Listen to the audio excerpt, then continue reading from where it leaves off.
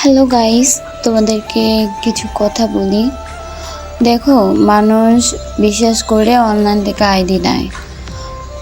তোমরা ID sell দাও, ভালো কথা। আইডিটা হ্যাক করার কি দরকার বলো? কেন তোমরা আবার আইডিটা ব্যাক নিয়ে যাও?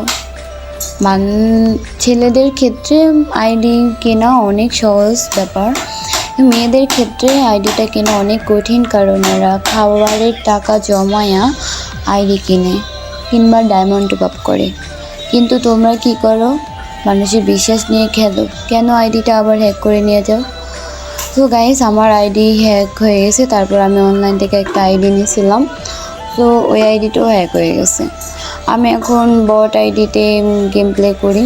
আমার মাত্র 4 লেভেল হয়েছে আইডির, কিন্তু এটা ভিডিও বানানোর জন্য একদম ঠিক নাই। তো আমার ভিডিও বানানোর জন্য একটা আইডি লাগবে।